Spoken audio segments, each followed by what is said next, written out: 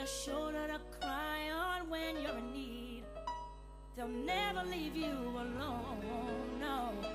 When your friends bring you down and they drag you through the dirt, and when nobody's around, they'll carry you through the hurt.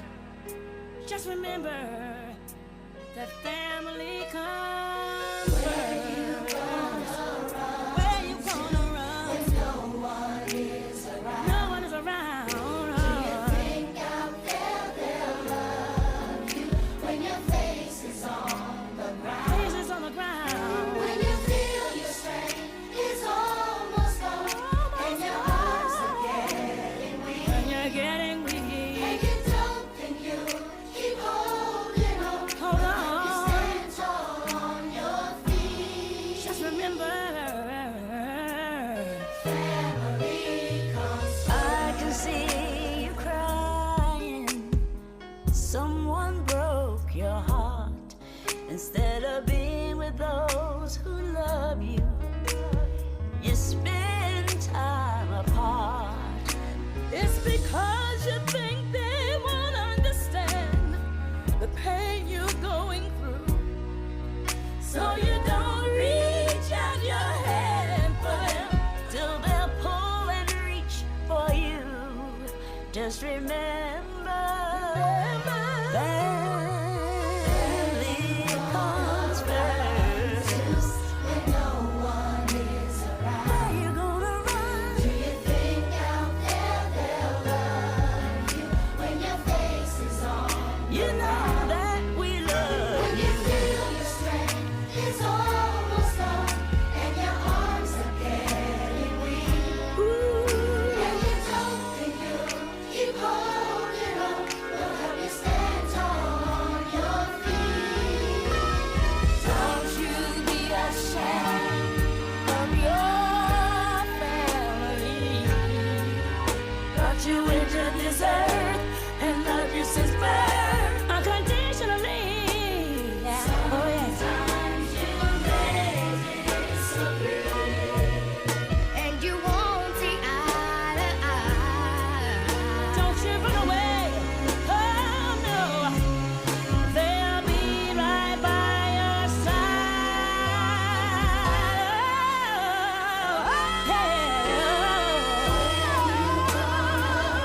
Who you gonna run to when no one is around? When your face is on the ground. When you feel your strength is almost gone, and your arms are getting weak. And you don't think you keep holding on, we'll help you stand tall on your feet. Just remember, family comes first. Yes, and yes. Good morning. Today is the 2nd of May, the beginning of a new month, and what a joy it is to come your way live with Farm Life, your regular family enrichment program, live here on City 97.3 FM, on our affiliate stations, and on the internet and around the world. My name is Michael Mensah, and as always, we have another continuation of what we began last week. We started WMMW last week, and of course, we had one winner for whom we have honored our promise and have put the book Becoming an Achiever in the Marketplace by Fitzgerald Odonko at the front desk of Channel 1 TV, and so the winner can pick it up accordingly. Also, we have copies of it on sale there at the front desk of Channel 1 TV, and you can also obtain copies at the front desk of Harvest Chapel International, Tehillah Temple at South Tesano. Good morning once again, and thank you for allowing us into your space, whatever that space is. You know what? Life has many sides to it. And sometimes we say that life happens. We had over the period looked at sacrifice, authentic sacrifice. We had looked at conversations, compromise and convergence, and then we began last week to discuss WMMW. And thank you, a few of us got it right and told us what it was. Today we could not complete parts of it that we wanted to, so today we are doing a sequel or a part 2 of it. What makes marriage work? And we would love to hear from you, and also would love to do this together. So you can get to us via WhatsApp on 0539 986 996. Again, 0539 986 996. And I want to give a big shout out to my cousins that I had a chance to meet yesterday after a while. Mrs. Remiel Ado Akoli and her sister Sarel Eche and their brother is now Reverend Michael Ado and the rest of the squad. Nice meeting all of you, including Dora and the rest. Awesome. You are blessed people, yes. I want to briefly recap a few of the things we spoke about last week. And we looked at whether boundaries were necessary, and it was said that it was, but then it had to be well managed because there was the necessity for boundaries in some areas, but there was also the need to build closeness and to build a life together. And then there were the issues of the character and the characteristics and the person type or personality traits of the person, and how that also influenced the relationship. And then there were the elements of the proclivities of each person, that is their inclinations and tendencies. There's also the perception, how they saw things and how they interpreted things as well. And then there were what we call the priorities, what was important to them even in that union, and then preferences, what their likes and even dislikes were. And then there was also the elements of self-discovery, getting to know the many sides of us, what makes us tick, what makes us triggered, and all the other things. And there was also the conversation bit about self-reflection as a necessary part of our self-discovery, and that the greatest person to confront in marriage is yourself. And I thought that was a deep statement, that the greatest person to confront in marriage is yourself. So like a certain songwriter wrote many years ago, I'm talking to the man, or in this case, the woman in the mirror, and I'm asking him or her to check his or her ways. And then there was also the aspect of respect, and we said there's positional or status respect, which is supposed to be given irrespective of, and then there was the earned respect, and that respect was mutual, even though there was the element that's one of the things that men thrive on, but you cannot mistreat or disrespect or disregard your spouse, either your husband or your wife, and think that it's cool. And then we said that you cannot get truly and beautifully married solely on your terms.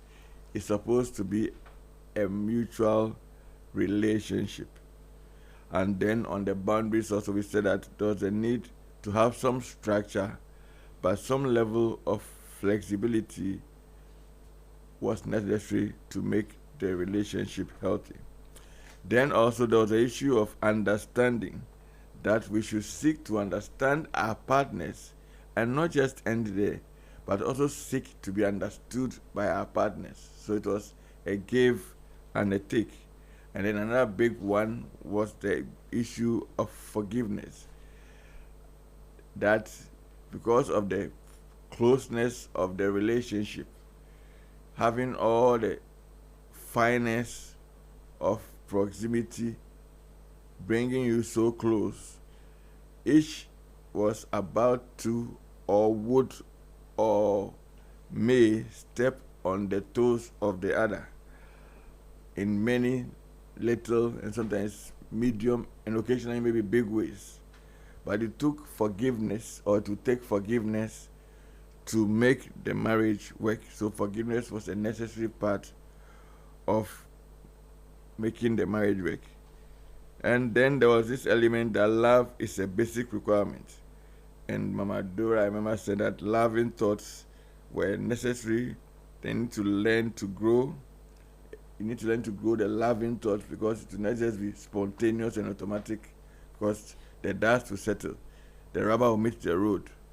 The honeymoon and the butterflies in your tummy will begin to wear out. And when they do, you need to consciously cultivate this whole heart and attitude. And that is if it is not there naturally. And then we mentioned briefly the Gottman principle, Dr. John Gottman's principle of the 4 horsemen. And we mentioned them as criticism, contempt, defensiveness, and stonewalling. And then I remember Dr. Hopeson asked a question that, will you marry me? Will you marry you?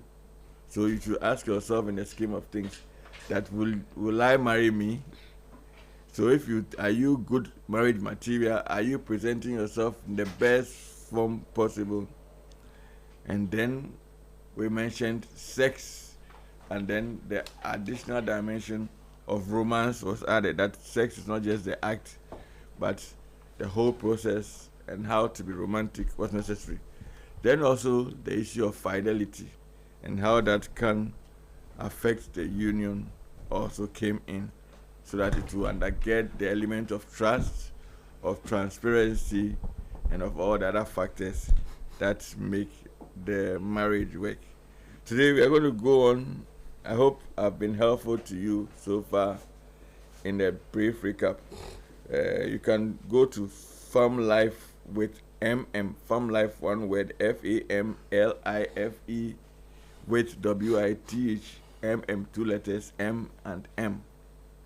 And once we load it there, you can subscribe, you can share with others, then you can get a chance to look at or listen to some of the previous episodes, and then get the top up on this and the others that we post. So like, subscribe, so you can be updated as and when we do some loading. Now let me see. Good morning to my lovely panelists. Good morning. Good morning. All right, and welcome. Thank you. So yesterday we went to my apologies. Last week we went to a very wonderful topic,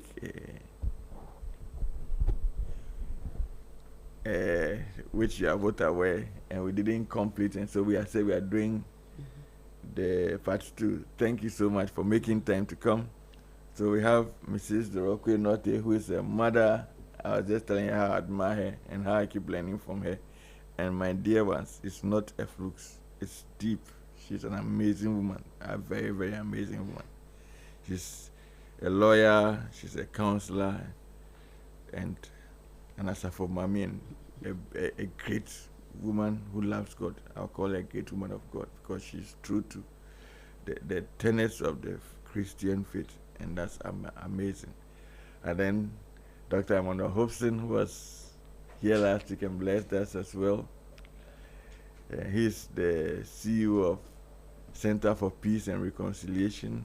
He's a counseling psychologist. He's a mediation lecturer. You still teach, Doc, do you? Okay, he's a lecturer and also a practitioner, and wears also many other wonderful hats. And then we also had, and we have today as well, Mrs. Sackey, who is an entrepreneur, MRS business. yes, a counselor, and also wears many other wonderful hats. So on which note we are going to delve deep.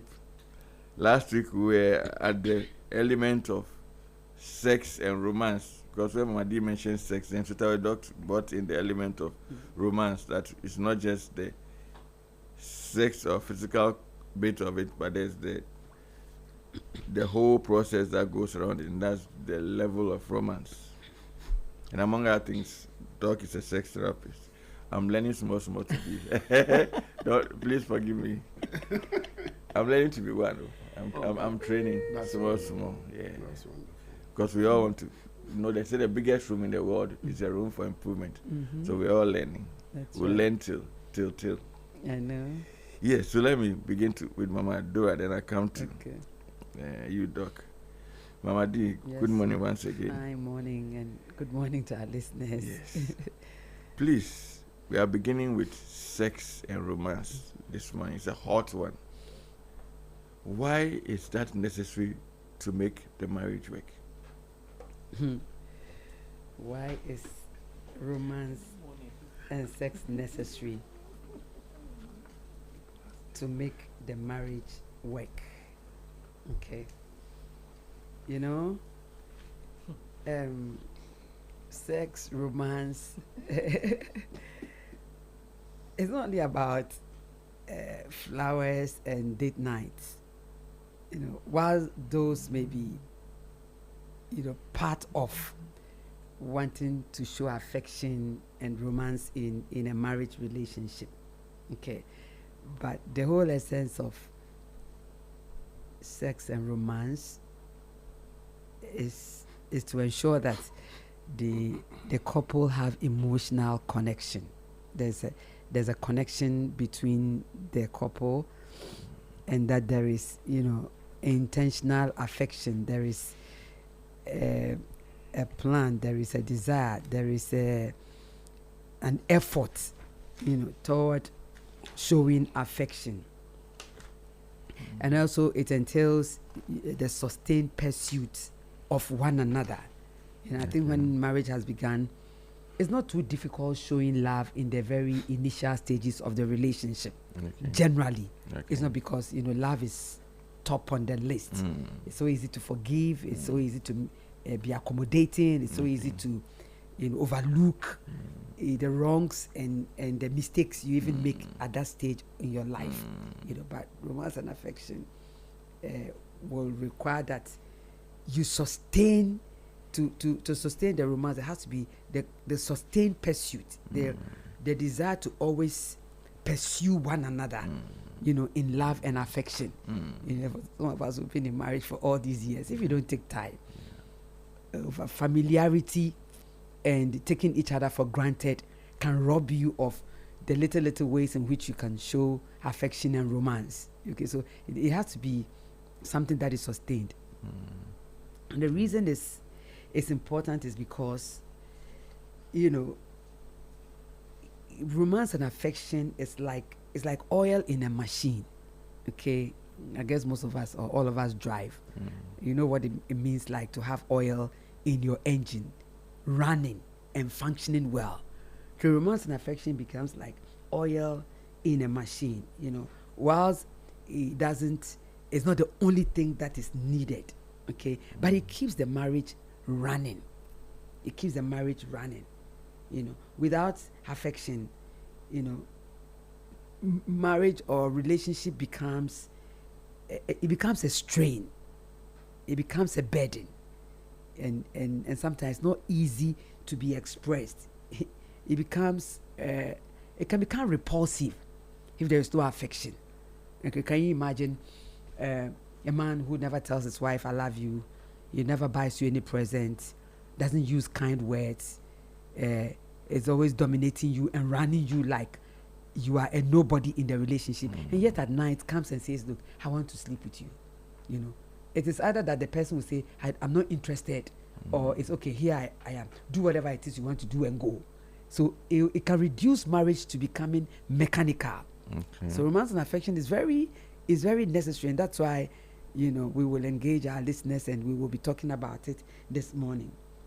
And when it is not there, when romance and affection is not there, it continues for a long time, that is what eventually leads to the breakups and people getting tired and wanting out.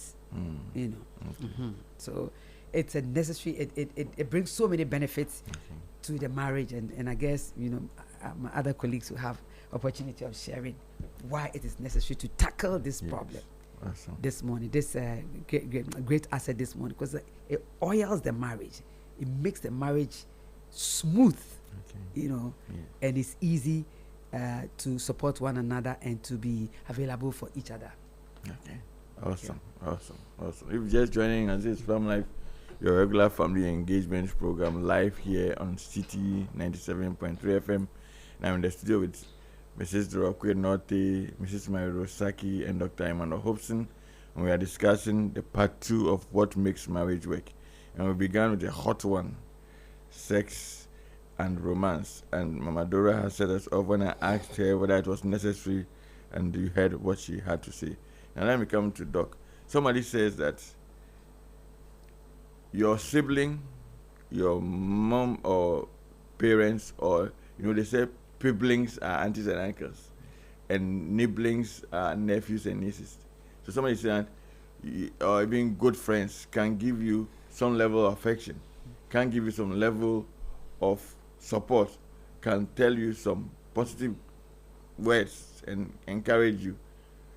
But when it comes to the issue of sex, and for that matter, that level of intimacy, it's only your partner or your spouse who can give that to you. Mama Dora set us off and said that, yes, it's true, but the actual act needs the romance and the affection to come with it. Please take us further on that.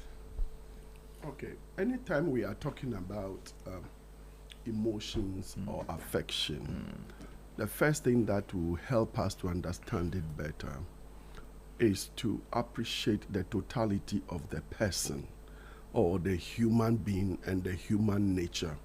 It is only then that we can appreciate the various segments of what makes the total being and how each part also reflects and responds to various situations and conditions in life.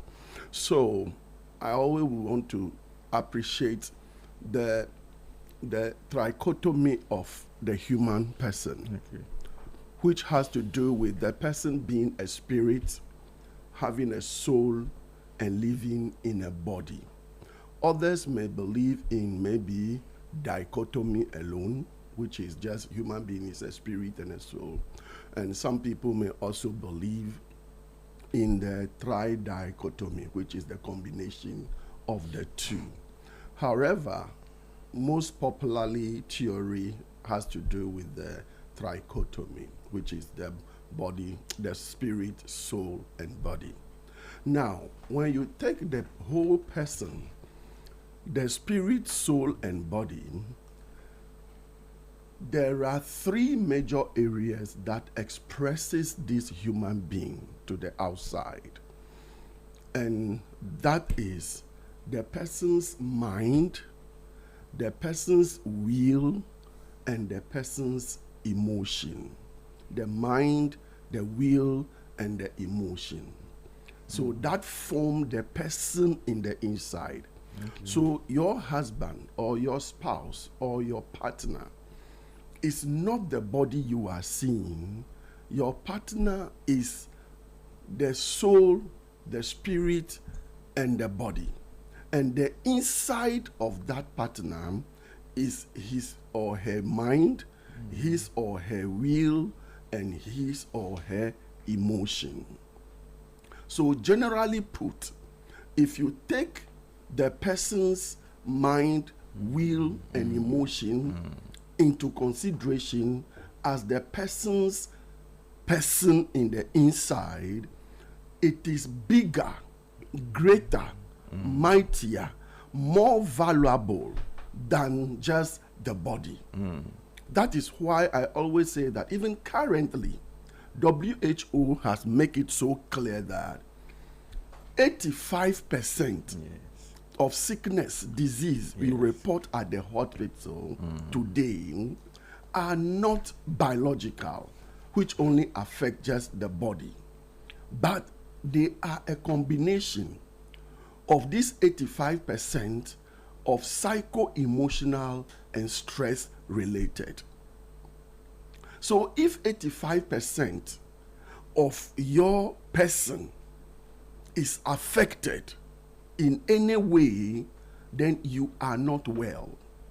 Not even to talk about the relationship, not even to talk about the marriage, not even to talk about being in each other's space.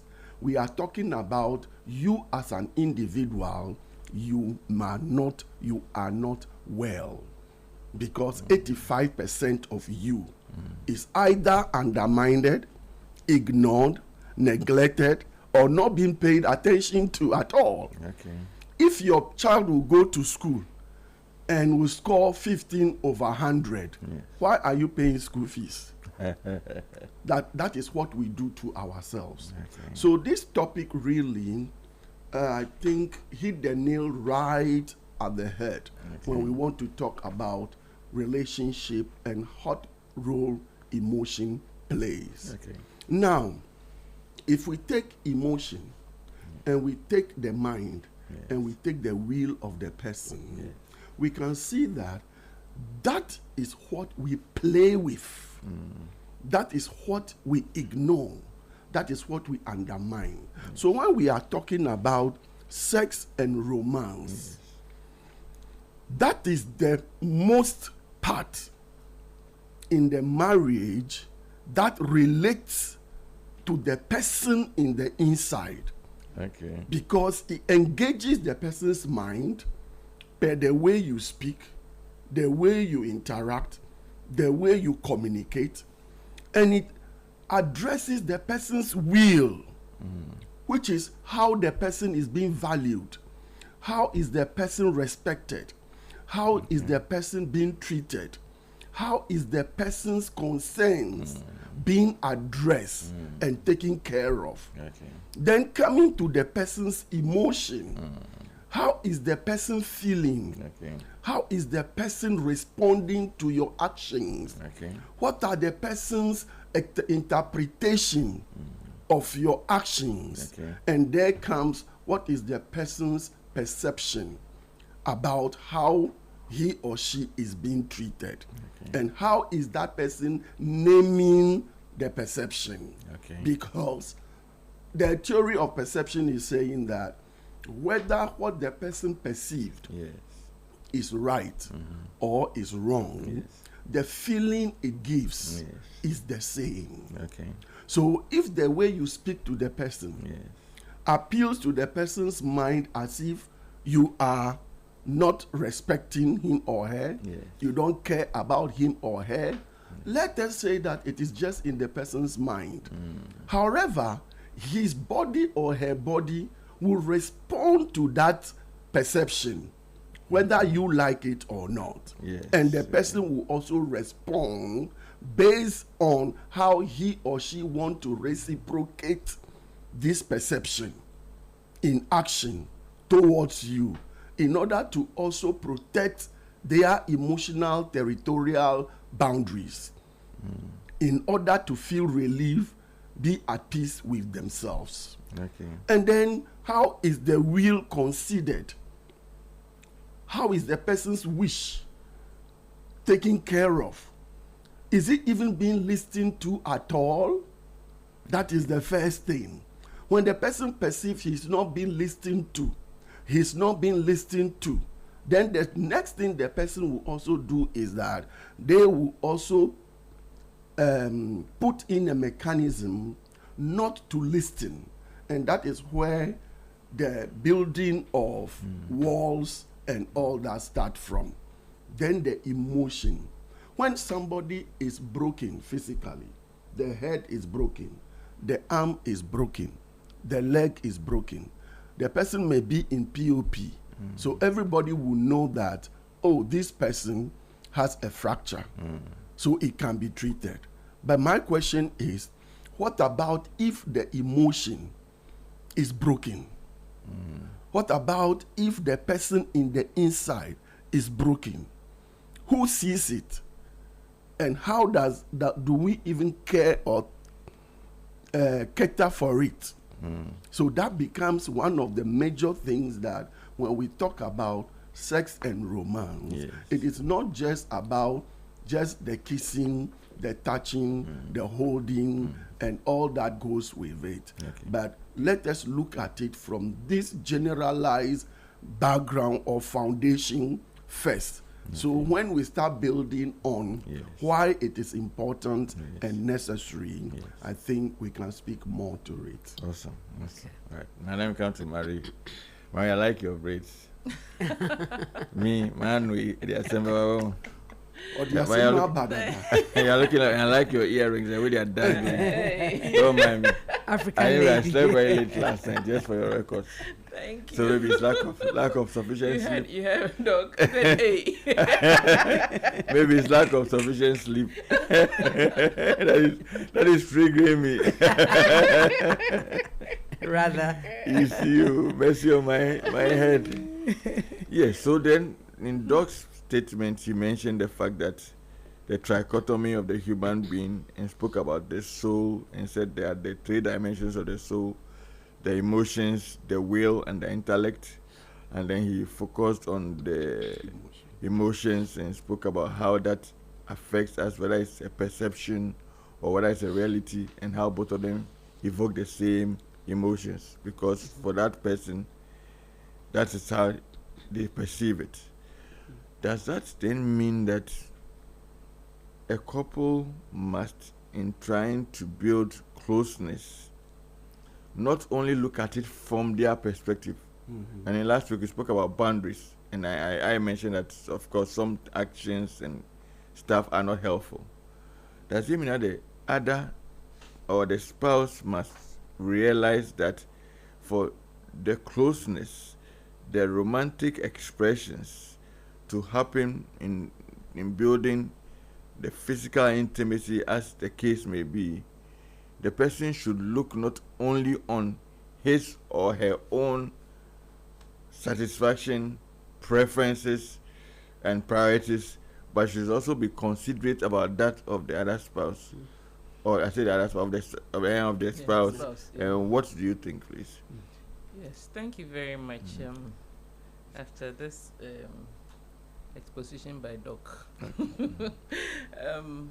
I think that, yes, thank you very much. I think that Mama Dora made mention of something which I find very important, that you are in a relationship or you are in a marriage. We are talking about marriage. So you are in a marriage and you are not romantic towards your partner in the sense of how you've explained it. It's all what you will get, but not your spouse. You're not looking at your spouse's interest and all that. Okay. So it's all that you get. I need to feel that way. I need to focus on yourself. And so if your spouse feels left out, or if I should use the word that Doc used, your spouse is broken inside, how do you identify? Okay. And you will identify it through what Mama Dora said, that in the night or at a point in time, because it's not only in the night that coitus take place, but anytime you want to, feel cozy with your wife or with your husband, then the person feels that, no, why? You haven't shown me anything of interest, or you haven't shown anything that shows that you care so much about me. So now why do you want to come and touch me? And it brings a lot of strain in marriages. Or the person will rather give you but not be a participant, just take and go. So that makes you like a thief. You understand? You don't really get the full benefit of the activity. So it's very important for us to always think about the other. When we were kids and went to Sunday school, they say joy means Jesus first, yourself last, others in between. You should always prefer the other. What I'm doing, I always tell people, when you are having your lovey-dovey period, always try to communicate. Don't just take it in. Some people want to be quiet and just take it in. But it's always good also to find out, are you enjoying it? Do you like it? Is it okay? Communicate. Talk about it. Don't be your all hearers must be seeing sunken. the expression. What Is you it? what, They must be seeing the expression. What's yes? You see? Look, are you looking at her? You see the you see? Look at her. Have you stared at her? Okay, so Mary, what if the person likes the mumu, the mumu format, That is the silence that is the point. treatment? So you like it, but the mumu, but your partner doesn't want to be dumb. Okay. Wants to hear something. You know, they Okay. say that if you want to win a woman's heart, it is through her ears. Okay. If you want to win a man's heart, it's through her stomach. Okay. These basic things. Okay. So a woman, at least, a woman wants to hear, say, "Wasumi wode." Something, say something. Okay. You know, what we call sweet nothings. Okay. Let them feel good. Tell us. Sweet nothing. Sweet nothings.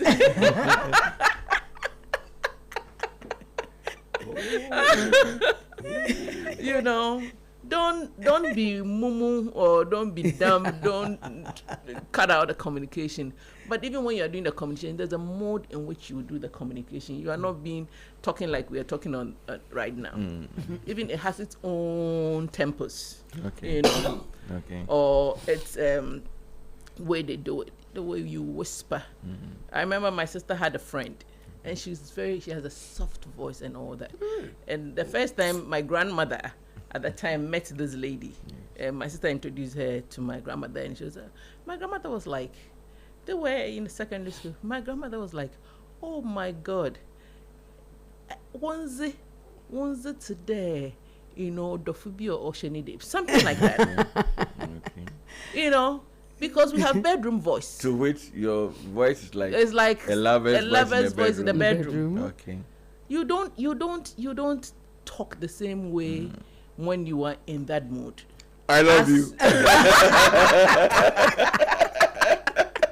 And then whether she would feel cool or you feel cool. It's whisperings and little soft talks Okay. and all that. Sorry, we have to you come know? for tutorial. So it's very important. Okay. The other question I want to ask in the midst of all this, how then do couple come to that point where now it's like take and go, or I'm not interested, clear barrier. They give you a barrier. It's not even a boundary, it's a barrier. You Okay. can't come close because you haven't shown me that Yes. part, that soft part, that thing that speaks to my inner being. Yes. You want to go all the way. And it starts from somewhere. Whenever it comes to talking about sex, it starts from somewhere to get to somewhere. Yes. So if you don't start right, and it's like you are not using the access door to get into the house and you jump in, that's why I said then you are stealing. Okay. You're not using the right doors. So, So, okay. like I'm saying, how did you get to that point? Okay. Because before you became a thing, in quote, Yes. or an item, or a couple, Yes. you started somewhere. There was some attraction. Something happened. That brought the two of you together. What has happened to that thing? Many times that beautiful thing that we start with, you see somebody, you know, I remember somebody told me before she married her husband, they work at the same place. The husband, anytime he saw her, it's like, you know, that thing that comes over you, he will get goosebumps and all. Okay. He has to go and hide behind things and just spy her, you know, steal some glances and all that. And all that. People intentionally sit at Let me drink some water.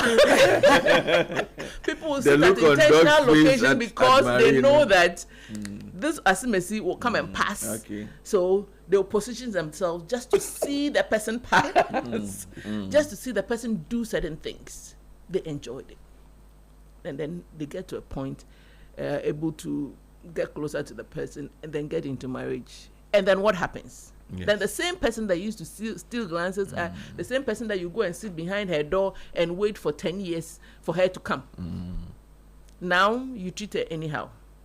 You become very, very physical with her. Everything is, you know, like physical in the terms of what you see is what you do. Nothing, you don't think beyond the fact that the person is body, soul, and spirit. That you need to get the attention of all three, Okay. especially the soul, especially where your mind, your emotions, and all that are. we forget about it. It's all, where's my food? Yeah. There's the money. Yeah. So it's all transactional. Mm. We forget that it has to go beyond that. And so with time, we lose it. Okay. And that's where we get to that stalemate space. Okay. So people don't really, because we are not taking time to apply our mind to think about who this other person. That's where you are giving the preference to the other person. Okay. This is my wife. This is my husband. Mm. Look at him, how he's evolving. And many times we forget that we are dynamic human beings, Okay. and we change. People think that, oh, I've married him, he was like that, so he'll be the same till. Or she'll be the same. We change as we rub on each other, as we rub on our environment, as we go about our business every day. We see things that changes, and we should be able to accept and appreciate the changes. That's why we need feedback and all that. Okay. So as they are changing changing positively or negatively? Okay. We need to communicate to let the person know, oh, this thing that you are, that your new, this thing, this habit or this style, I really like it. This one, I think you should look at it. It helps because it's all appealing to the mind, showing interest in the other person. Okay. So that's where the romance can, oh, somebody's showing care. Oh, he's so caring. Most women is like, why do you think you're like, oh, he's so caring? Did he only buy her papaya? Even if you bought her papaya or bought her something physical, that physical thing is translating to her as care, because in her mind, this person is thinking about me. Okay. This person cares about me to the extent of even going to pick something that he knows that I like. Okay. All those little things. Yes. That's why many times people give gifts, because it really appeals to the mind. Especially a gift that the person, don't go and buy things that you don't know that your person like, and you go and buy some things, they will say thank you, but they will throw They it won't away. use it. But you give a gift that is so meaningful to the person will, they will virtually sleep with it or hold it so dear. They put it at a place where they always see. Sometimes they don't even want to unwrap it, or they don't want to even touch it, because it means so much to them. That is how we get into people's mind, get into your partner's mind. And that will bring that romance that you want. I'll also add that romance is like a spice. Mama Dora said it's grease. I say it's a spice. And what does spice do? Spice play two main roles in meals. It gives the food good taste. But before you taste the food, the aroma, it attracts. Spices attract. You smell something from afar and you want to follow it. That is what romance does. It attracts. So you wouldn't even need to beg that, oh, can I touch you or whatever. If you know your game and you play it well, your partner would rather be following that gesture, or would give it willingly, or will call for it, will open up. When you are in those kind of positions, the sweet nothing space, you realize that it gets to a point you don't have to ask for certain things. It just happens because the person loosens out. Okay. So if you want to be the mumu, even the mumu, there's a way you will notice that. Mama Dora was saying the facial expression. If the person initially holding tight, you see that the person will be loosening out and all that. This is a language. It's communication. Okay. So if you're able to appeal to the mind, of your spouse in that way, I think it makes the sex part of your life very easy, enjoyable, and it is consensual. It is not. That's why we have even rape now. There's rape not now, but rape in marriages. Yes, marital rape. Yes, and all that, which is part of the issues that we'll consider. So, move on to that. Yes. I want to add something too. Okay. Yes. Okay. The when she mentioned the mumu type. And please, for the avoidance of any miscommunication, we are not being disrespectful for anybody who has any challenge with speech or with hearing. It's only an expression that we are making, because we do respect everybody and for who they are and for what challenges or I think the mumu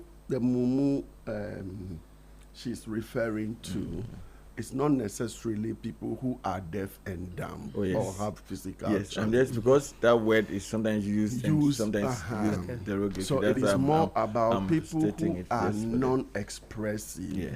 non-responsive when it comes to interconnection as far as emotions are concerned. Yes. So that is where I want to chip in that though it is something that we would have loved to be very expressive, very openly respond to that connection, Yes. there are some people that are naturally Yes. Quiet people. quiet Reserved. people, reserved people. They are people where whatever is happening, it find it very difficult to trigger their expressions or to trigger their responses. Okay. So to such people, it is natural. That is why the last time we were saying that it is not the best to want to say that, as for me, this is how I am. Okay. This is who I am. Okay. So take me for who I am. And we can't just take you for who you are. Okay. Because everybody needs to make some shift Yes. to some point. So I remember shifting. Yes. So Okay. that When we can meet discussed that, each yes. other halfway Okay. in a particular area. Okay. So when you see yourself, take for instance, to be non-expressive type, Yes. know that the other person may not be that type. Okay. And when you say you love, Yes. you express what do I say, interconnection with somebody, it must be expressive, Okay. not only in words, Okay. but must be in action too. There are some people who can express in words and cannot express in action. Yes. It's true. And there are some who can express in action When and okay. cannot express in words. Yeah, okay. That is why there is always room to accept your area of, let me say, Is it strength restraints, okay. withdrawals, and Okay. weaknesses, Okay. and be able to not only accept it, but ready to work at it. Okay. Just as you want your other to also meet your needs, you also have to be ready to meet your other's need. Okay. But where you don't care Yes. about how the other is feeling, Yes. about how his or her need is being met, Yes. either per you just agreeing with yourself that I am non-expressive, so she knows or he knows, so he should take me like that. Okay. Then you are a romantic killer, emotional killer. Mercy. So you can imagine if 85% of the person is the one in the inside, and that is the person that is killed, then who are you living with then? You are living with the body, which is only 15%. So how do you handle such kind of relationship? And how do you say you love the person? You are there for the person when the person doesn't see anything that proves that. Now, there are others who also can express themselves, but they don't mean it. Yes. Okay. They don't mean it's it. just plastic. They are just plastics. Okay. So how do you also make yourself a bit meaningful? Okay. So authenticity. Authenticity is also part of it. Okay. So let's say that somebody who is not expressive but very analytical and is seeing that every action you are posing, he's trying to dilate it, he's trying to analyze it, and he's trying to see whether it is authentic or it is not authentic. So that also plays on the person's response towards what you are also doing. Okay. Then another person, whether you play the love, you don't play the love, Yeah, they cool. don't even care. Okay. Can you imagine that if you are married to such a person and that such person is your partner, how the relationship can be so boring. And once the emotion is not taken care of, Yes. any other part of the relationship, as far as interconnection is concerned, will have a problem. Okay. And it can also trigger physical problems. Okay. And some of the sicknesses within the relationship, like I said, may not be biological, may be emotional. And Psycho-emotional. man is sick, the woman is sick, and they have translated the same sickness to the children. And they are running around looking for where remedy can come from. Meanwhile, the remedy and the answer, the solution is within you. Identify where your shortfalls are, as far as number one, your ability or inability to appreciate your weakness, accept them, learn, and become better. And then do what we all call feedback checks. How am I treating you? How are you expecting me to treat you? Is everything okay? Try to be interested and also try to communicate how you feel.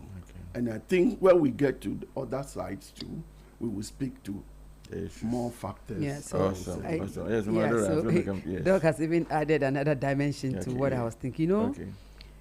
she was saying that in the beginning, love is so pleasant and easy to do. Then she asked the rhetoric question, so at what point does that change? Yes. For which, the relationship now becomes mechanical. You don't want to have anything to do with the person, you see. And this issue about this romance and affection we are talking about, the lack of it will not kill the relationship in a day. It's a gradual process. Okay. You see. So the absence of But it will certainly kill it. it definitely, if it is not Not arrested addressed, and there isn't a turnaround, you see. So it doesn't. What it does is that it begins to weaken the relationship little by little, because like we have already established, it has to do with the mind, the will, and the emotion. So once you are not, being supportive, you are not using kind words, you are being unresponsive to the person's needs and treating the person just like any other person in your life, the relationship gradually becomes cold and is drifting apart. And that's where we can say that the romance or the affection is being neglected. You see, you begin to have emotional distance. Your partners will now feel more like roommates and not spouses in love.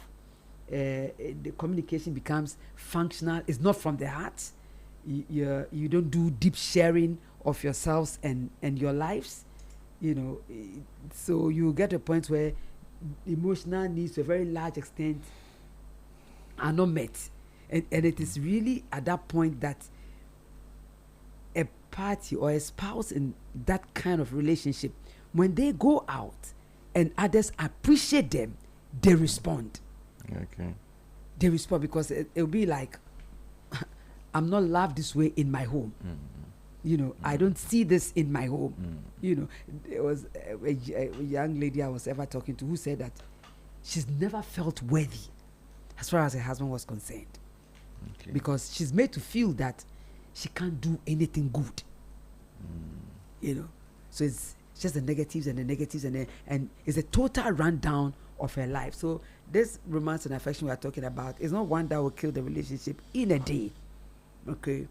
It gradually sets the relationship apart unless the individuals realize that, look, we are setting ourselves off on a wrong path, and that we need to come back and change the way things are done. And that can be done. Sometimes it's because we feel so proud and fixated in our ways. But where a person comes to this self-realization and realizes that, look, I don't want to lose this for anything. I was reading this book, How to Make Your Marriage Work by, I think, Stephen Atterban and his partner. And the man realized that soon after in the marriage, the woman was drifting away because of the way he was treating her. There wasn't affection. She didn't feel loved. she felt that the person I saw the first day is different from who is before me now. When the woman eventually told him in clear words that I don't love you again, he said it hit him like a bombshell. And he made up his mind that if it meant eating gravel to save this woman, I would do it. You can have people like that. So he did, and actually saved his marriage. You know, and that became the content of that book, how every woman's marriage and every man's marriage. So coming to the realization that the affection I was showing, the romance I was showing in the beginning is changing, is waning away, and therefore I need to do something about it to save the situation. You know, that can be done. You know, it's not always that when things are drifting apart, the marriage is drifting apart, we should just throw our hands up in the air and feel that we've come to our wits' end, nothing can be done, we're at the end of the road, and therefore this marriage cannot work again. Sometimes when we redirect things and change our perception and thinking, you know, the marriage can be revived again, and the love sustained. Would you say that now generally people are less tolerant, are so self-absorbed and looking at what is in it for me? And then 3, the dynamics or dimensions of voices from others. So what their colleagues, what they are gathering from social media. There's something called confirmation bias, where they look to confirm what they think they are experiencing by picking clips, picking short videos, picking people's write-ups from various social media platforms, and using that to validate their assumptions on how their marriage is suffering or is bereft of warmth, of affection, of romance. And then also, so that's the first part. Second part is, it's been said that there are 3 elements of any marriage, besides all the other ones that we talk about.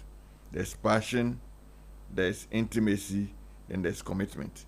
Now, we all agree that with time, those natural tendencies of the passion and the intimacy can go down if you don't make a conscious effort.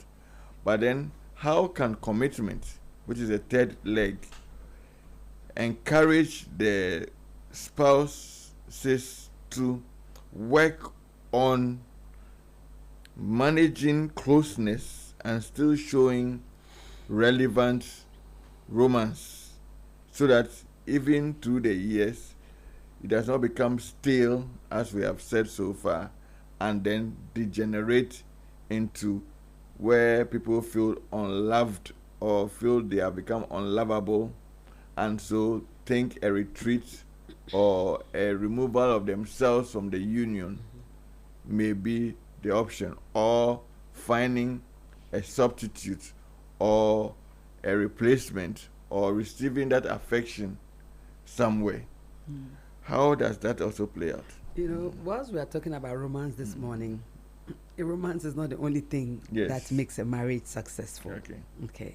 There ought to be a balance. There ought to be a balance. It is, like we have said, romance and commitment. Okay. Romance alone is not enough to sustain the marriage. Neither is commitment alone the thing that can sustain the marriage or keep the marriage going. Both are needed. We need a balance of romance and commitment. Okay. If it is commitment alone in the marriage, it can make the marriage dry. Okay. Commitment without romance can make the marriage dry. Okay. So strong marriages must hold both together, the romance and the commitment. And both ought to be sustained as the marriage gets along. You know, because whilst commitment will provide the stability, okay, I'm here for you, I will stick with you, I will go the full hog with you, you know, we have challenges, we will stand together. You know, sometimes when in the course of my marriage that we've had challenges, you know, I can literally hear my husband tell me that, Dora, you know, just be patient. This is all part of life. Just be patient and let's get through this together. And that brings, you know, a lot of confidence and hope that what we are in Yes. will come to an end. Okay. You know, so Okay. commitment will provide the stability, but the romance will give you the warmth. Okay. Okay, it will make you feel cozy. Okay, it will make you feel secured. It make you feel, wrapped up. That the life you are in is not, you are not alone in it. Okay, but if there's no commitment, then the romance will fade away. The romance will fade away, and if there is no romance, the commitment now becomes boring. It becomes difficult. Okay. It becomes heavy. Okay. Okay, so both are needed, Okay. to provide the necessary stability, the warmth that we need, and the ability to easily play our roles because we feel loved and valued and seen. Okay. Okay, there Loved, has to valued, and seen. Yes, there has to be the balance. Okay. Okay, there has to be the balance. Okay. Sometimes the only little challenge that comes up is when the giving of this romance is misunderstood. You know, sometimes when we're talking about romance and affection, we're thinking about very big things or very expensive things. You know, but the little things done consistently. The little sweet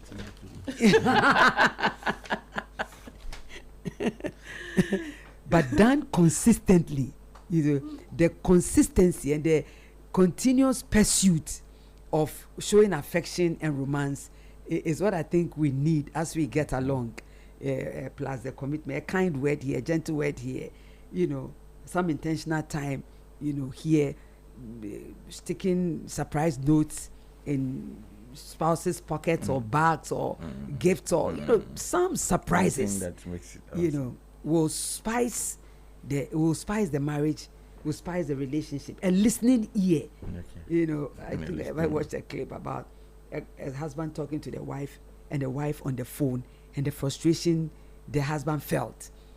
Yeah, because the wife was not listening, or even in our everyday, you know, conversations when you're talking to somebody and the person is not listening, it can be very discomforting. You know, and these are the little things we should not be doing to our spouses and take them for granted. Madis, can you hold your thought? We'll have to go for a break. When we come back, we shall surely continue. If you're just listening to us, this is Farm Life, your regular family enrichment program, live here on City 97.3 FM, on our affiliates across the country and on the internet. And we are discussing what makes marriage work, part 2. And with me is Mrs. Dora Ocquaye-Nortey, Mrs. Sackey, and Dr. Emmanuel Hopeson. And so far, we've looked at the element of romance, affection, intimacy, sex. And we are going on a break. Keep your comments, queries, contributions, questions, and coming via WhatsApp on 0539, not 0549. It's 0539 986 996. Again, 0539 986 996. We intend to open the phone lines a bit to the second part of the program. So it's the same number for the WhatsApp. We can call that as well when we declare that it's open, and let's do this together. So please, welcome. Thank you for sticking and staying.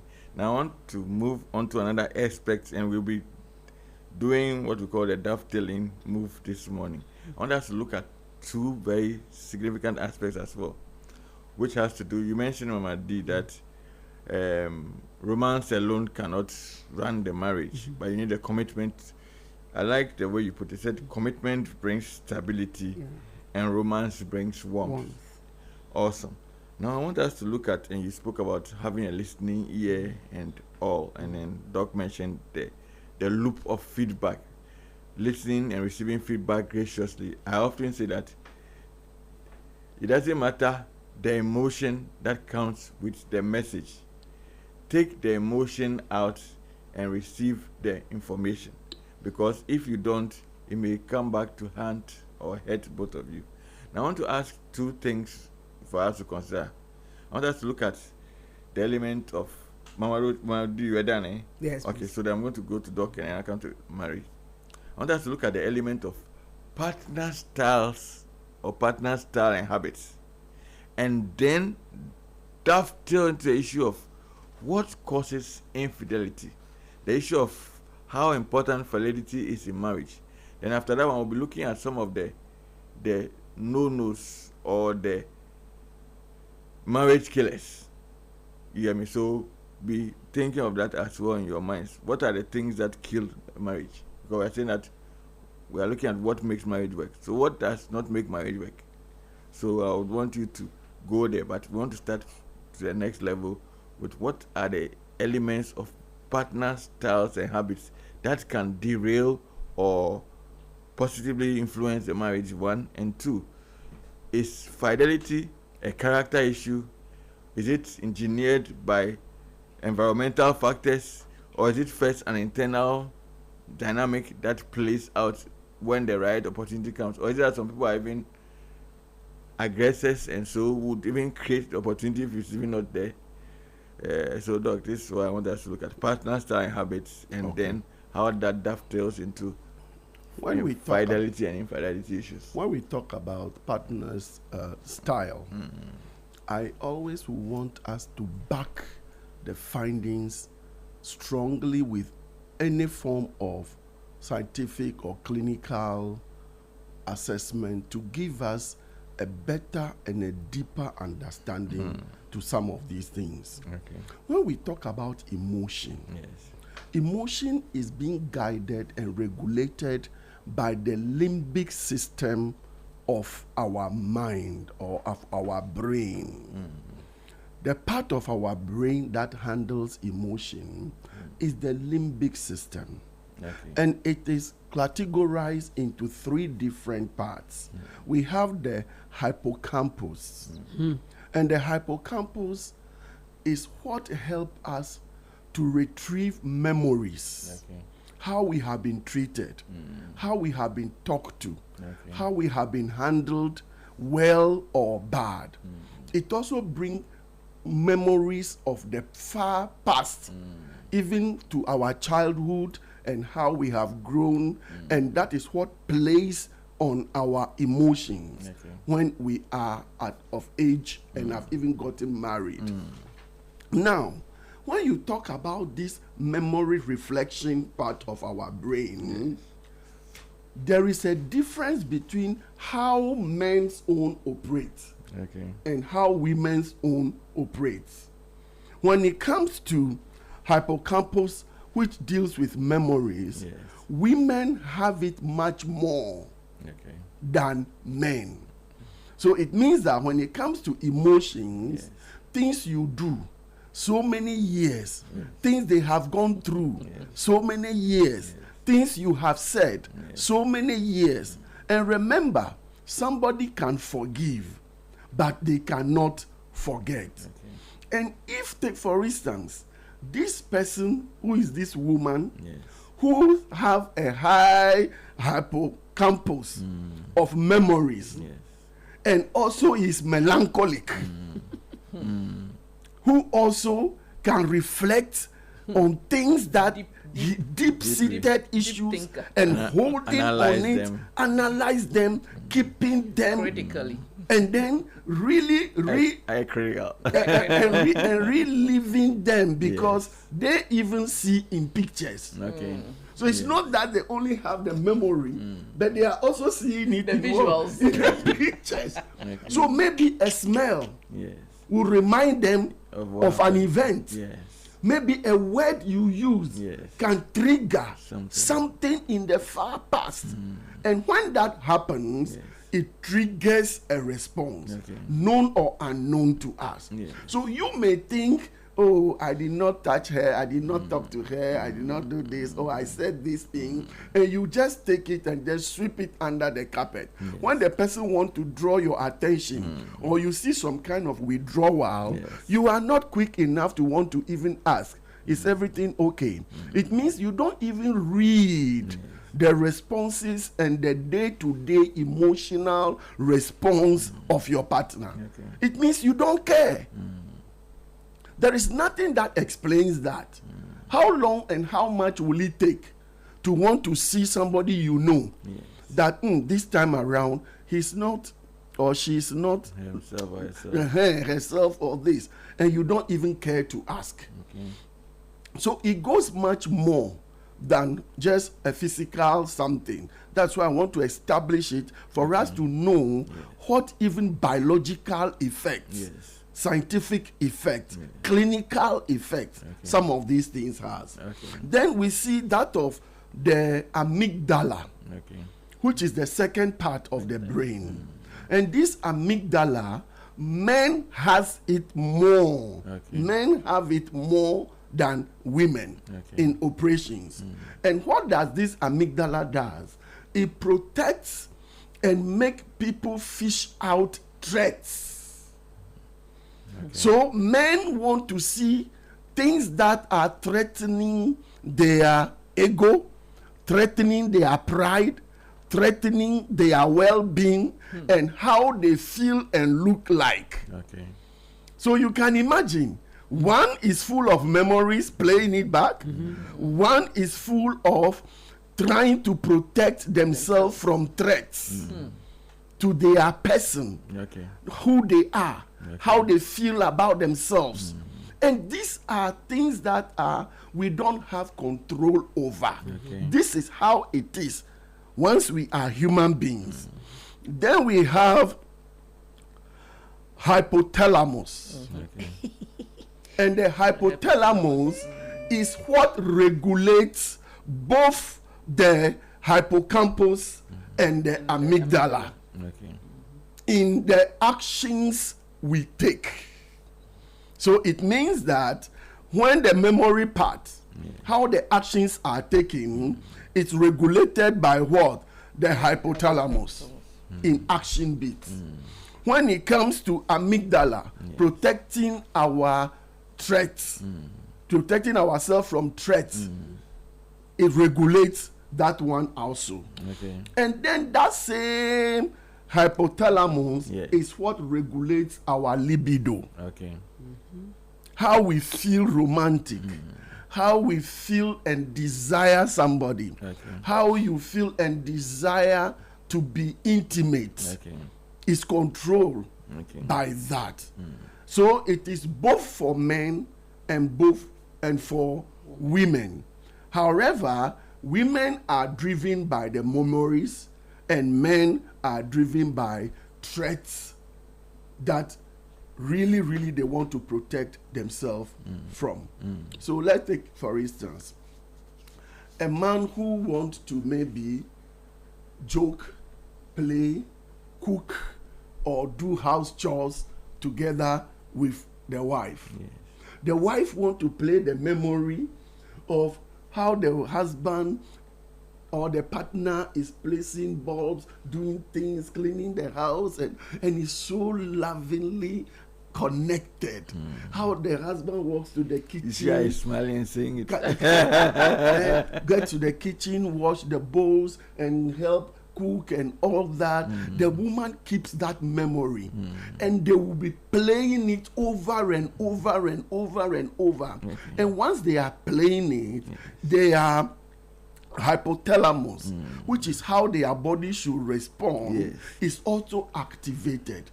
But let's see this place where the amygdala of the man will make him to be careful for threats. Okay. And he's at the kitchen cooking, and the woman goes like, "Hey, bring me the tomatoes, bring me the knife, grind this. Hey, why didn't you bring me the apron?" This girl, I won't do it again. Then immediately, because the amygdala of the man is to be very careful to fish out threats. So this becomes a threat to the way his ego, how he wants to be respected, and how he wanted to be treated. The woman have no idea. Whilst you are nurturing your memories, the man is also nurturing how his feeling is being threatened. Okay. Then you see, sometimes the woman will go, the man will say something or do something. The woman will give a different meaning and a deeper meaning to what the man has said.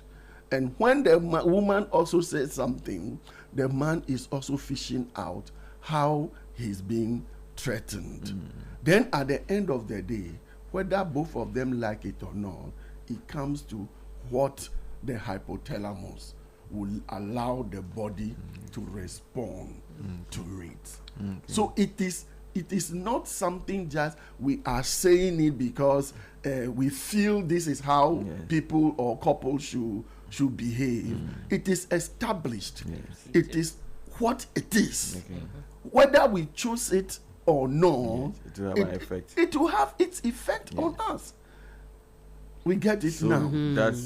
Okay, please carry on. So that plays a major role in how we romantically express ourselves and respond to our emotions in the relationship. So how about behavior, like say the styles, the habits, and the things that make them? The styles and the habits are in the womb of the individual person types. Okay. Now, the habits and styles, most of them we learn to become. We acquire them. Okay. And circumstances and situations regulate and teaches us how we acquire those behaviors and our the way we express ourselves and attitudes. However, the underlying factor to every behavior, character that we are learning or unlearning is seated on our real nature. It is different how somebody who is sanguinic will keep a pain of the past. He may not. He can let go easily. Because they are light. They are light, and they can, when I don't find the love here, I can find it here. So I don't need to hold it on, because to them, love is their motto. Then somebody who is very glued to the past, reliving it, cannot let go. Even if they want to let go, crumple, there is something in them that tells them that you don't have to. You must be careful. You must be reassured. You see, this is what is called proactiveness. You can't be playing the loose. So it is like a head teacher behind a person with a cane. If they want to be a bit lively a little bit, something remind them of why not to be lively. So to such person, anything that happens around them is translated into a behavior that will be a withdrawal one, or some that makes them to be very reserved to themselves. At that time, they are combing their memory, and you can't imagine the kind of films and movies they are playing there. And another person who doesn't care much, he has even forgotten how he's been hurt yesterday. And it continues and moves on. But mind you, he will repeat the same thing. So the behaviors and the attitude and the styles are both regulated by who the person is and their emotional responses, which is dependent on the clinical function of the limbic system of their hypothalamus, their amygdala, and then hippocampus. Today, I want to finish, we all hold a PhD. So now let me ask, so how must a partner manage, in view of all that you've said, manage first themselves and then to their significant others when it comes to this element of the style and habits? So somebody may always leave their towel on the floor or leave their smelly shoes where the other who is sensitive can't stay. So somebody will say, I would come, and does not keep his word or her word. Somebody is always late. I mean, these are the habits. Somebody is not consistent with a commitment. Okay, I'll take the feeding of the children, or I'll pay feeding fee, or I'll do A and B and C. Then yet they can't be consistent. These are all styles and habits. What positive mindset and actions must a spouse take first for him or herself, and then dealing with the other, so that they can thrive in the face of this partner style and habits? Some of these habits, like I said, Some are consciously expressed Okay. and some are unconsciously, Okay. depending on where the person is coming from. Okay. Some people, immediately you mention something to them that is wrong, they quickly can take it seriously, Okay. because that is how analytical they themselves are about Yes. themselves. Okay. There are others that you can repeat the same thing 100 times, Yes. but they will even tell you they will not, Okay. but they will repeat it another 100 times. Okay. There are others that who don't even care whether you are feeling bad about it or not, whose motto is that I don't harm anybody, I don't hurt anybody, and nobody also hurts me. Okay. Can you imagine Yes. a person like that? Okay. So their habits and lifestyles and the way they respond and act Yes. cannot be regulated by just a miracle. Okay. It has to be taught, Okay. known, Okay. noticed, Okay. admitted, Okay. or accepted, Okay. and readiness to work at it. Okay. Here is, it is just very simple. Anything we want in life, Yes. before we become who we are, working, gaining money, we put in effort Yes. in studying, Okay. paying for the schooling, make sure we move from one stage to the other, Okay. and we have become professionals in our field of learning. Okay. Then we are expecting that when I am working, Yes. this will be my remuneration. And we can even check if somebody get this level of certificate, Yeah. how much is he paid? Okay. And for which reason we will want to upgrade ourselves, Okay. because we are aiming at what? A higher remuneration. Okay. What is it about relationship that you cannot also think the same way? That when I put in much effort Yes. in working at myself, and he working at himself, Yes. she working at herself, Yes. we will gain the benefits of ABCD. Okay. And once we gain these benefits, when we try harder, Yes. we will get much more benefits. Okay. But when it comes to work Yes. and relationship, Yes. we think so differently. Okay. Reason why most of the time, Yes. like we always say, Yes. we win on our work, Yes. we win in our profession, Yes. and fail so badly Yes. when it comes to our relationship and family. Okay. So obviously, family life, some of them, they are just being very, what do I say, gracious to us. Okay. Because if our family life, our relationship life, Yes. would treat us the way we are treating it, Yes. certainly they would have caused us to even commit suicide. Okay. Why? Because we are starving the relationship, we are denying the relationship. Like Mary said, he said, sweet nothings.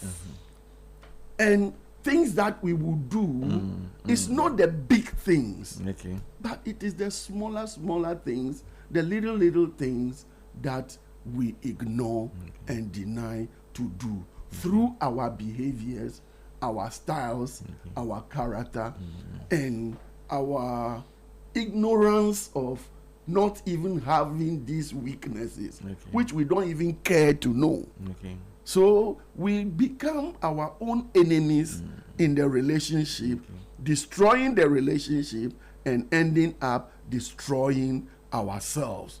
Because relationship, interconnection, intimacy brings a whole sort of biological, physiological, social wellness into our persons. Okay. That is why it is being established that people who have close, intimate, good relationship are likely to add 25% to their longevity.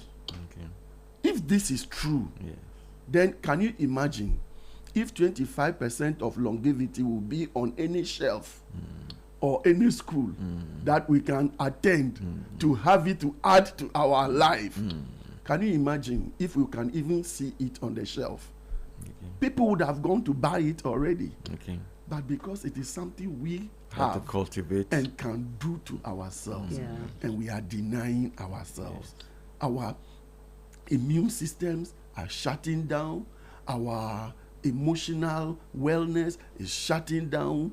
Our body responses are going down. And we have no idea that these are the things that are contributing to our ill health and unwellness. But even if you tell us, we will not believe it. So, but the consequences, yes. we are going through it every day. So if I'm hearing you are saying that it requires high level of intentionality Intentionality. and a high level of commitment to do better and to do well. Yes. And to know ourselves well enough to know where we have the positives and where the we have the negatives. And accept and then them. accept them. And be But ready what to makes work. and then be ready to work on them so that then we can get a good outcome. You say What makes some people not want to accept them? One is ego. Okay. 2, ignorance. Okay. The greatest ignorance, Yes. the most destructive ignorance, is when the person is ignorant and thinks he knows Okay. or she knows. Okay. It is one of the deadliest one because then the person is not receptive to any information, not even ready to listen, Okay. even to think about how to relate it to themselves. Yes. Unfortunately, they only see how others are rather than what they are. So if there is any change, if there is anything needed to be done differently, it should be the other person and not They themselves. So that these are some of the things that makes Okay. it difficult for people to really know themselves Awesome. and appreciate it. And when we If- think yeah. about the dividend, Yes. it helps us To to press do on. it, Okay. if not for the other, Yes. do it because of ourselves. Okay, life forgiveness. All right. If you're just joining us, this is Farm Life, your regular family enrichment program, live here on CT 97.3 FM, on our affiliate stations, and on the internet. And we've been discussing what makes marriage work, part 2. And now we are on the element of partner styles and habits, and the behavior and the character. And we are dovetailing to the next level of the issue of fidelity and infidelity. And now we want to open the phone lines, and we'll be doing the messages at the same time and also talking across till our time is up. So you can keep your messages, comments, contributions, queries, and even disagreements coming via WhatsApp or on 0539 986 996. I'm in the studio with Dr. Emmanuel Hopeson, Mrs. Mary Sackey, Mrs. Dora Ocquaye-Nortey, and we are ably being produced and technically produced by Daniel Squashy, and it's an amazing time. And my name is Michael Mensah, MM for short. Somebody used to call me M squared. I wonder where she is now. She's a while ahead from me. So now let me go to the concept. Mama Dora, I'll come to you about the element of infidelity and fidelity and why it matters, and the element of these things are gathered by the elements of trust, transparency, and a willingness to be vulnerable. Because some men say that if I tell my wife I'm struggling with this, then every time you don't check your phone or check something, or if a wife goes to tell her husband that I'm struggling, I get attracted to men and I feel like hitting up with them, then the man sits down and becomes suspicious and is wondering where you are at every time. So how does vulnerability, trust, transparency, and the nature, the character, and all fit into it? Let me take a few of the messages, and then Mama D, I'll come to you. Amma from Medina says, there's so many.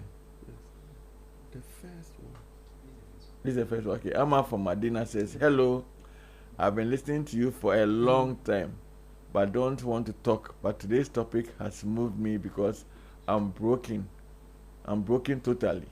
And sometimes I feel like I made a mistake getting married. I want to walk out of the marriage, but I hold on to the fact that my children need to learn something in life. And also when this topic is being talked about, he's not around, I am what? Tied up. Okay, so that's well, there's a caller on the line, so please let's take the caller. Then like I said, good morning, your name and where you're calling from. Let's hear from you briefly, please. My name is Eyim and I'm calling from Kolebu. Okay, Yim, let's hear you. Yeah, I must say I'm very, very, very grateful for the work you are doing for us, and especially to our marriages. We really want to thank you so much for the work you are doing. Welcome, sir. Personally, you have done a lot for me, which is the direction I'm coming from. But please, before I continue, may I get Madame Dora's contact so that I can discuss something? Okay, what we can do, we can't put it out online. So what we can do is that after, call this number again, and then our special champion Daniel's Kwashi would give you her number. So when the program ends at 9, I mean when you see that we ended the program, call again and then introduce. You say you are please remind me your name again. Enyim, yes. So then when it ends, call, and then Mama Dora's number will be given to you, please. Yes. So I wanted to ask, Yes. what do you do if you think you are doing enough for your partner, but she seems she doesn't see what you are doing, she doesn't even know what you are doing, she doesn't appreciate what you are doing? What do you do? Okay. All right. I'll let them You think respond. you are Yes, doing okay. what you have to do, but your partner doesn't appreciate it. He doesn't even notice what you are doing. Okay. All right. Thank you, Emmanuel. We'll give it attention. Thank you very much for your call, and do have a nice rest of the day. Right, to be attended to. Please note it, so I will respond to it in due course when we take a few more, and then the messages that we'll read as well. So Enim is asking, what do you do when your partner does not appreciate all that you're doing? Somebody says, you've done your best, and then it appears as though your best is not good enough. You've done your all, since that your all is not even appreciated. What do you do? Okay, so that's Enim. Now let's go to the next one. Now Ejaba in Kasina, Accra. Sakina. What? In Sakina. Okay. Ejaba in Sakina, Accra says No, Ejaba is in Sakina, Accra. Ah, Sakina is a place. okay. Is Sakina is a place? Yeah, I see. Yeah. Let's see. Okay. Thank you very much. We are always learning. Thank you. Farm Life, good morning. I'm enjoying your lessons today. Good. Can one conclude that divorce is the answer when the following happens? 1. When the man can no longer perform due to many life challenges, including medical. 2. Where the woman will not allow herself. And then 3. Where years of marriage without babies. Thanks. So please take note, and we'll respond to that as well. So we are taking everything together and we respond. It says 1. Is this a recipe for divorce when the man can no longer perform due to life challenges, including medical? 2. Where the woman will not allow herself, I'm sure, to that has to do with intimacy. Then 3. Where after years of marriage there are no babies. Is that grounds for divorce? That's what a gentleman wants to know. Now let's go to Reverend Daniel Ne Odate Brightman from Gomoa Budumbruam writes, good morning, Farm Life. I am a regular listener and I never miss the discussion. Let me quote a scripture to help the discussion for today. 1 Corinthians 1-5. The key. 7. 1 to 5. 1 Corinthians 7. What's happening? You see, I didn't sleep early, that's why. 1 Corinthians 7, 1-5. KJV says, now concerning the things whereof you wrote unto me, it is good for a man not to touch a woman. Nevertheless, to avoid fornication, let man have his own wife, and let every woman have her own husband. Let the husband render unto the wife due benevolence, and likewise also the wife unto the husband. The wife has not power of her own body, but the husband. And likewise also the husband has not power of his own body, but the wife. Defraud not ye one another, except with consent for a time, that you may give yourself to fasting and prayer, and come together again, that Satan tempt you not for your incontinency. This is what God intended for marriage. If God knew I could support myself, or my family members could support me with sex and emotional needs, He wouldn't let me separate and join to my spouse or partner. Okay, thank you. That's Reverend. Now, Uncle Ben from McCarthy Hill says, good morning, Farm Life. It is true that sex and romance involves the soul, much more than the physical body. However, it is also being proposed as it is being spiritual as well, because it touches the conscience, which is part of our spirit life. And for this reason, couples should not live without romance and sex.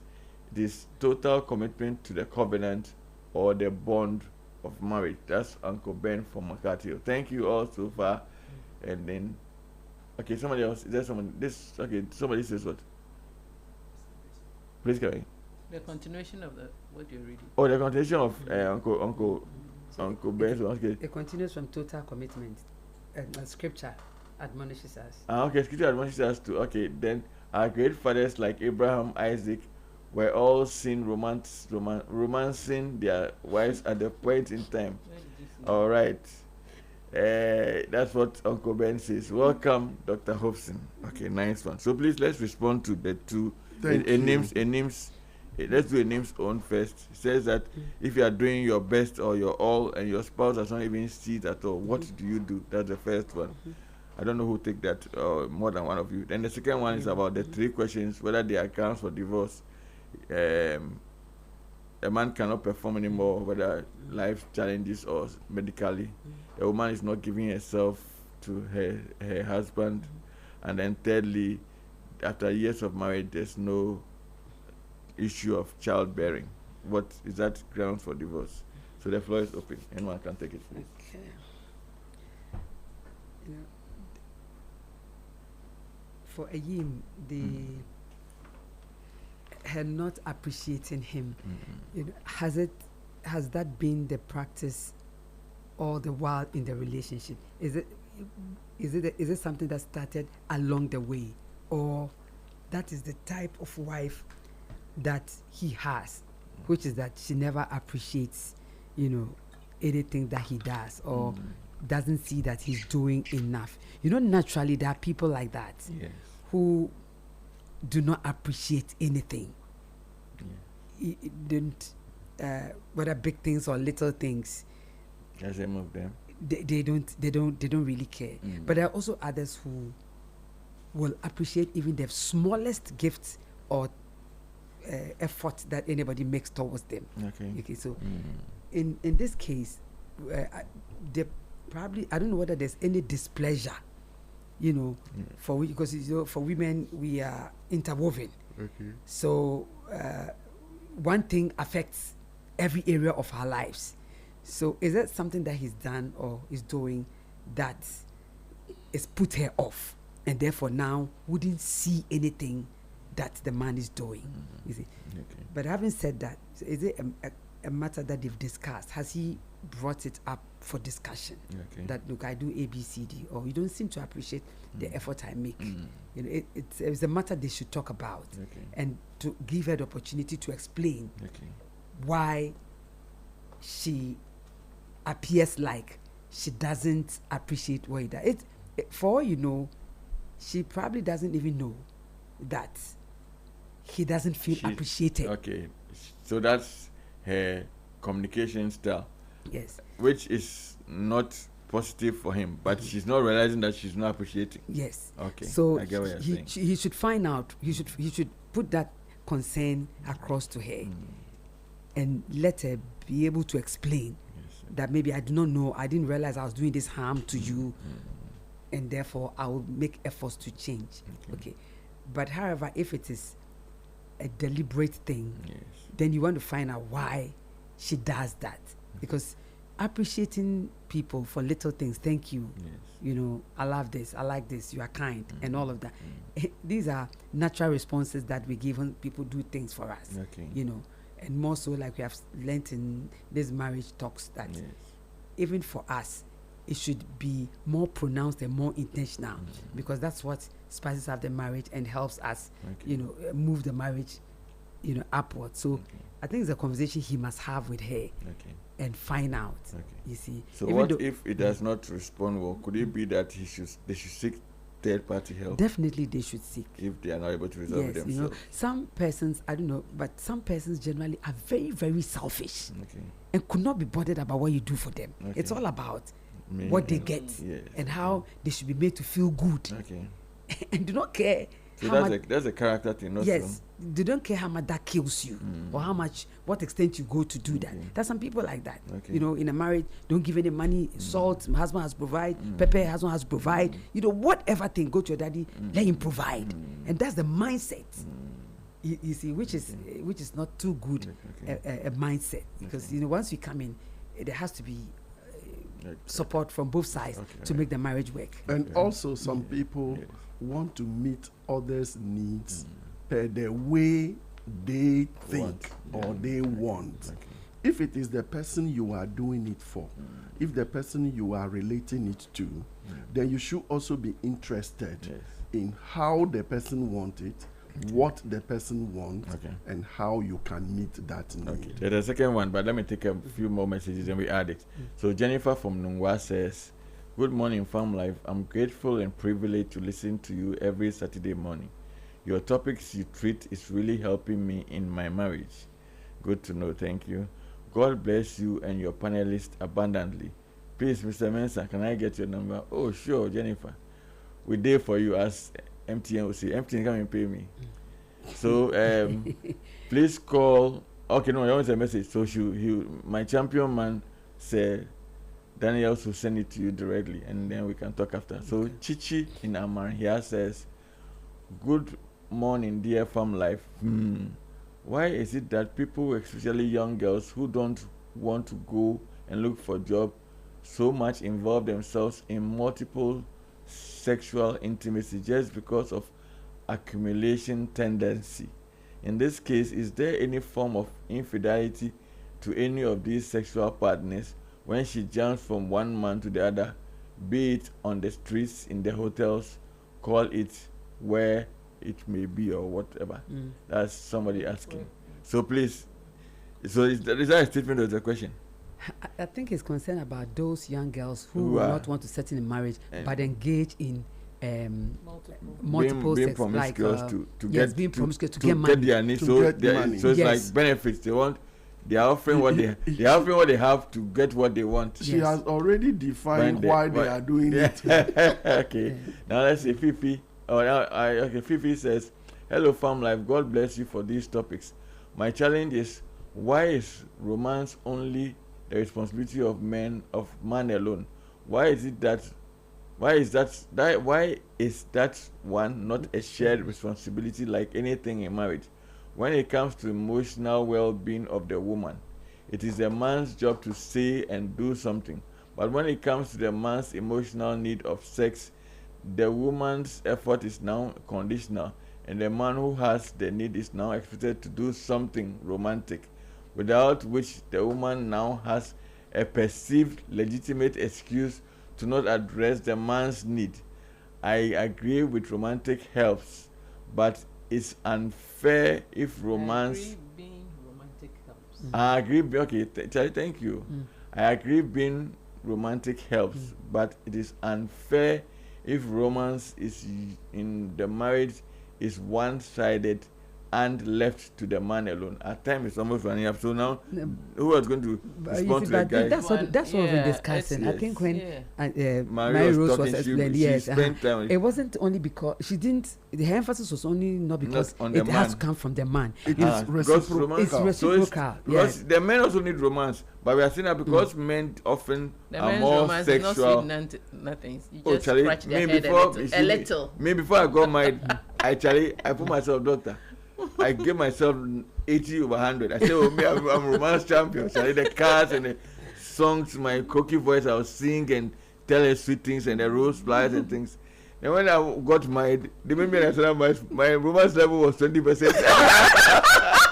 So that's level. So then because I'm a believer who does not believe in sex before marriage, I realized that I was putting a lot of my sexual urges into romance. So now that I had a sexual expression, my true romance levels were showing. So it's about learning. Anyway, please let's go on. But I think that they probably may find themselves in a wrong understanding Okay. of how the Yes, romance should be expressed. you see. So it's mutual both ways. Exactly. It's The woman mutual. also treating the man well, Yes, and the yeah. man also treating the woman Yeah, well, yes. and accepting the fact that Yeah. women are influenced largely by what they hear. Yeah. So do that one. But it's also expressing a concern. And Marie mentioned it as she was talking. Yeah. Where now, no, it's not just boundaries. Now a lot of women are setting up boundaries and saying, no, if you come onto me, you are violating me because I am not ready or I don't want to give. So I think that's part of his concern, that it's like it's becoming conditional. You have not done this A, B, C, D, so I'm also not giving you in return. Where does positional All that we are kindness, saying here affection, is, yes. is reciprocal. Okay. Very reciprocal. Exactly. But in the reciprocation, there should be an understanding of how the roles will be played and the level of each emotional concerns. So it is not static or a cut in stone kind of thing. But the best and the most important thing is for you to actually appreciate your personal weakness, the other also appreciate their personal weakness, and be ready to work at them. So that's what I the think problem that is. They're what- ready to they're work ready, that. ready to identify it, Yes. readiness to accept it, and readiness to work at it. Okay. So that is what we have been just drumming home all this while. So it's reciprocal. Yeah, but Doc, let me also just add that generally, when it comes to romance, I agree to some extent that men are the ones who initiate that often. Okay. But we should also be working towards the point where women will also initiate Initiate it, that. yes. You know, it's not very, it's not, I think generally, Yes. if a man has to ask for, I mean, sex has to take place, Yes. generally will come from a man. Yes. You see, but we should be working towards a place where women can also But request for it. there's some cases where women also try to, well, I've heard of cases where women try to initiate, especially in the cases where there's a stalemate issue. And women try to initiate, and men will push them away. Okay. So there has Yeah. been So, those kind of yeah, cases as okay. well, that a man, some men will even look at their wives with a certain kind of eye, or as if Like a you, sport. yes. But How come now you're doing that? I remember many years Yes. ago, a friend of mine, the husband, he got a little, because there were certain things happening, and in her sex life she didn't understand. I gave her a little handbook on sex, Okay. and when she took it home, her husband was like, hey, since when how come you've gone to bring this book and blah blah blah. But she took it that both of them will learn. Okay. But the man frowned on it, and this is highly educated man. He frowned on it, and he was like, no, what's that supposed to mean, and all that kind of thing. So and I know especially now, a lot of women initiate, try to do their best, because even women show their how do you call it, romance or whatever, through, when we are cooking our good meals and all that. I said, way to a man's heart is through the stomach. Yes. When they say, yeah, them quite peggy, Yes. all Yes. these things tell you that women haven't been sleeping. They've been doing Okay, their work, but yes. they do it in another way. But how about a case where a man comes home from work and maybe the woman gets home before he does, and the man comes home around 10 p.m. And of course, the inquiry is there for him to maybe have soup and some small something, so that because he's late, so he develop pot belly if he's going up. When he's younger in school, then what will make it wrong for her to give him a hug and say, "Oh, welcome, my dear," and just embrace him or give him a peck or something? But Is that you the see, dynamics in the house? no, but I'm not saying it must be so. I'm just saying that it's part of building the romantic expressions, then vice versa. But what is happening now is that, you see, I think that, in my opinion, we are becoming so mechanical. Success, progress, Money, fame, status is killing the relationship, because I always say that presidents don't marry caterers, doctors don't marry nurses, teachers don't marry lawyers, truck drivers don't marry kinky sellers don't marry engineers. A man marries a woman. So the moment you come into your home, if you bring man your and profession, your status there, you are finished. And that is what is happening to us now. People are carrying whatever and whoever they are into the home. So you must not talk to me like that, because I'm CEO of my business, though I'm a wife. And so if you want sex, you must do, and I think that's his question, A, B, C, D, before I can give it to you. Because if you come on to me, I have built a silo, and you are infringing on my space and my me time. And so if we don't manage that, it's unfortunate. Can you imagine this second session, but we can't go on, so maybe some other time. We didn't get to look at the romance killers. You get me? Or marriage killers. But let's address the first question the guy asked about the three things. Why divorce? Yeah. Should it be, yes, Doc, maybe in less than a minute, please. Yeah. It's just three things. If the man cannot perform, medical reasons, so please do that quickly, and then so we can write down the thing is that what works for person A may not work for person B. Okay. Exactly. The most important thing is that the partners should sit down, have good communication, to know their likes and dislikes, and what they have as concerns. And once they are able to seek the resources that will help them to learn how to work at it, I think they are ready to go. Except they are restraining themselves from accepting that they are imperfect and they need to work towards it. So if I'm hearing saying that if the man cannot perform, it's not cause for divorce.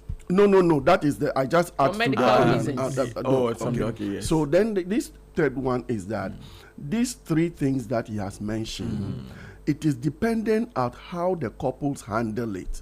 That is when it can prevent divorce. Any of these are recipes. If it is not worked well on, can cause divorce. So working at it is the issue. So take for instance, if the man has a problem, both maybe because of stress of life, medical issues, and all that, it needed to be worked on. The extent to which it has been worked or not worked on can be the reason why it can make or unmake the relationship. And then when it comes to the woman not allowing to be touched or one way or the other, it also has to do with what are the precipitating issues, how has they been addressed, what new things needed to be done to make it differently. Then the third one is whether babies or not having babies. This is a major challenge which may have various contributing factors. It may be from the man, it may be from the woman. It can be biological, it can be emotional, it can be different kind of situation. There was a time that there are even some couple that for several years they were not able to even have sex. But people thought it was a biological situation. But when we went into the case, to some extent, you realize that it is not always because of biological issues. There can be some kind of emotional inhibitions that can create such things. It needs to be worked on and looked at, and they can be recipes for divorce. But it is not the divorce that is the issue. It is non-working on the issues. The extent to which you work at it before it comes to a point where you can say that I have done everything, but there is nothing that is working. Then we have these two options, whether to stay together or to go our separate ways. But if indeed you are committed for good and for life, then that should not also bring the break, but it is how you manage it and live life that will be fulfilling. Even Jesus was adopted. Even Jesus was an adopted child. So why don't we go for adoption? Why don't we look for other ways of helping ourselves to help others and make them our own? It is also an opportunity. Awesome. So now, for life is for your closing comments, please, for everybody. Mama so D, we in less than a encourage minute, our and count. listeners and couples that, all that we have learned, where we urge them to put them into practice and to seek help where help is needed, because we stand for the expression that for life is for life. When we enter into the marriages, we expect to get to the end of it by the help of God. Awesome. Mary. Yes, I'll also add that, like I said, sweetener things, it doesn't cost much. The little things, scratch his head, scratch her head, a tap, a pat on the back, something small. Oh, there's something on your face. Let me remove it for you. Those little things. Welcome home. A little hug here, little pat here and there. It makes a lot of difference. Always putting that intentional act to make sure that your partner feels special. Awesome. Thank you. Doc has spoken already. So the voices you've heard were the voices of Mrs. Dora Ocquaye-Nortey, Mrs. Sackey, and then Dr. Emmanuel Hopeson. I want to give a birthday shout out. Yesterday was the birthday of Reverend Dr. Isaac Coranting. That's first me.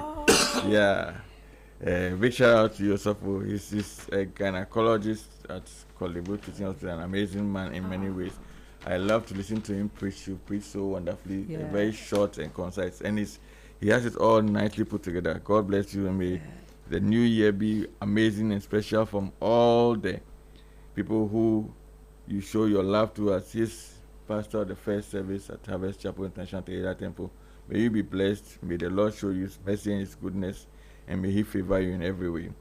Also, you can get the Becoming an Achiever in the marketplace at the front desk of Channel 1 TV by Fitzgerald Odonko, or at the front desk of Harvest Chapel International Theater Temple at South Tesano. Also, let's come get you some training, train your team, train your staff on various aspects. It will cascade into their homes and come back as a boomerang into the office, and you see better outcomes, because sometimes they need to get better at home but first get better at work. And so when we come and train them, it will affect their workflow and to go home and give them better lifestyles, so that then their homes will work and to come back to make a better relationship. If you're interested, you can send a WhatsApp message to 020-813-6943. Say, come, and then we can tell you what to do next. 020-813-6943. Say that, yes, my office, we are interested in getting training, and then we'll link you up to any one of us who can support you, and you'll be blessed and glad you did. And people I want to give one shout out to Mr. and Mrs. Peter Jennifer Mensah. Okay. God bless you for always listening, and for everything that you do. God bless you, and have a wonderful weekend. Yeah. Awesome. Yes. And people who are still interested in knowing themselves better, to be able to adjust, learn, and be able to correct some of the dysfunctionalities in their relationship because of ignorance of who they are and their extreme weaknesses. The opportunity is there for you. The greatest knowledge you must gain is to know yourself better. So you can call, and we'll give you the opportunity to have your lab analysis run for you. Then you will not be only running in the dark as to what to do.